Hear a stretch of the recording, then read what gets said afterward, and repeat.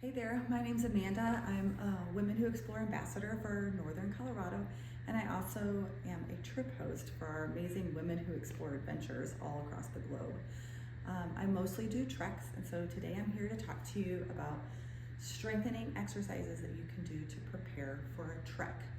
Training is very important when you go on a trek, not only so that you can enjoy it and feel good, but also for your safety and the safety of others. Making sure you keep a good pace so that you're not getting it at 10 p.m. at night, and also making sure your mobility and balance is good so that you don't have any injury.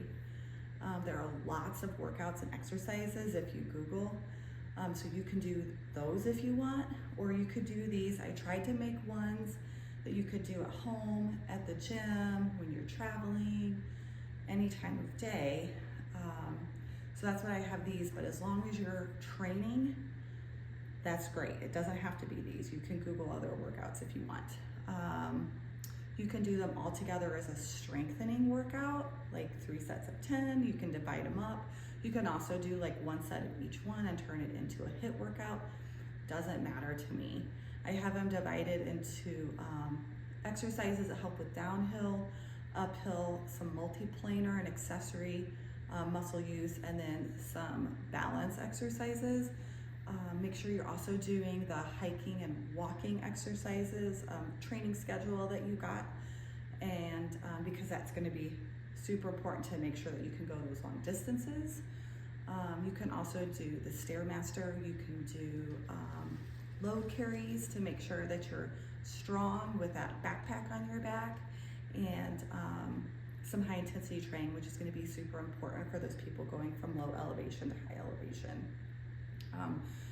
I have a little box. I'm using a milk crate just to start off with. So start with stuff low and low reps and sets, maybe 2 sets of 5, 3 sets of 5, or 1 set of 10. And then as you progress and get stronger, try higher levels and more sets and reps. You want to be able to feel the burn. You want to keep improving and strengthening. Side note, I'm not a personal trainer. I am not a physical therapist. I just really love exercise, and I really love backpacking and trekking. So these are exercises from my experience that have helped me.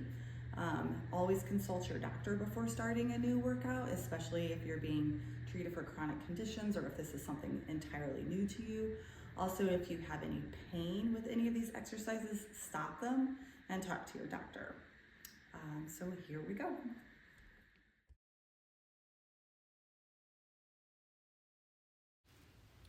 Okay, the first exercise we have is a front lunge.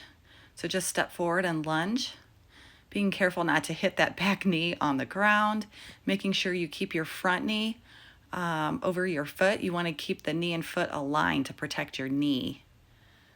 Don't want to go over. So there you go, front lunge. The second exercise is this box step up. So I'm using a milk crate. Using the foot that's closest to the milk crate, I'm stepping up, putting that weight into that foot, making sure that I'm careful with my knee and foot alignment. You can use a step or wooden box at the gym or a really sturdy chair. And then the third exercise, we're going to switch it, and we're going to use that outer leg. Again, putting that weight into that foot, stepping up. Just like that.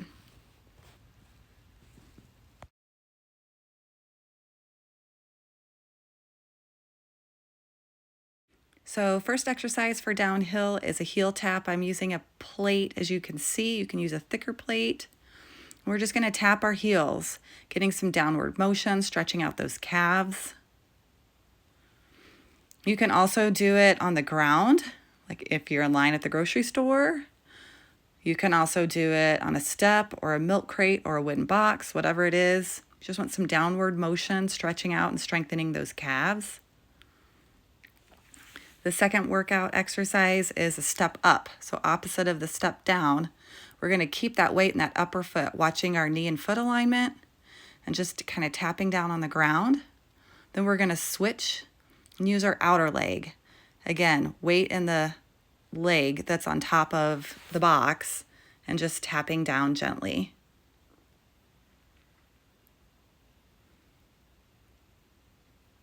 The fourth exercise is pretty tricky.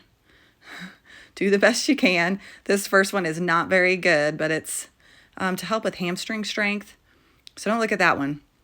But the other ones are okay. You want to go as slow as you can and then come up. You can also use a yoga ball and do hamstring curls, but this is really important for those that have knee pain.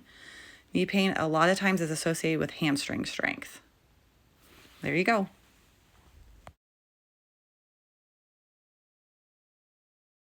Next, we're going into multiplanar exercises. The first one is a lunge, a side lunge, where you're lunging to one side, putting your weight in that foot, watching your knee placement that it stays over your foot, and your toes are pointed forwards.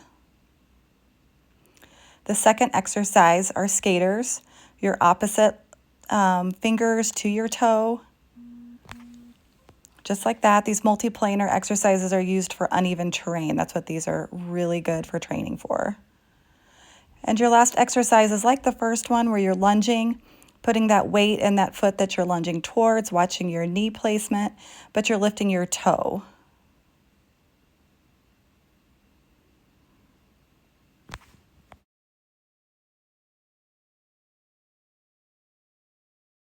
Next, we're going to go into some accessory muscle use exercises. So the first one are these heel raises, where you're reaching up on your toes, really isolating those calf muscles, holding for a second, adding weight as you progress. The second one are these toe raises here, where you're leaning against the wall 45 degrees and lifting up your toes. This is harder than it looks, just saying. And the third exercise is our favorite plank. You can do a low plank like this one or a high plank. Make sure you keep your back straight, your abdominal muscles tense, hold for 30 seconds, and increase time as you go.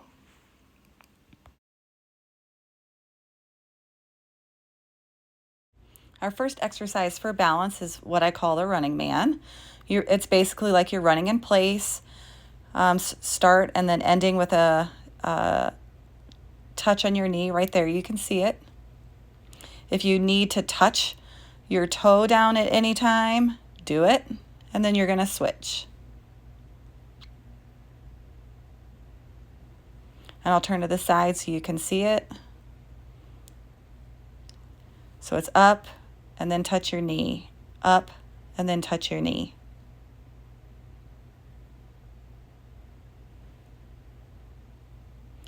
And then the last exercise is a lateral balancing exercise. If you need to touch your toe when you're extending, do it, and then work up to no toe touch.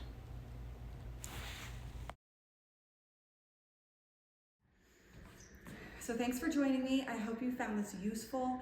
If not, no worries. Go find your own workout, but keep training. Happy trekking, and we're so happy that you're a part of Women Who Explore.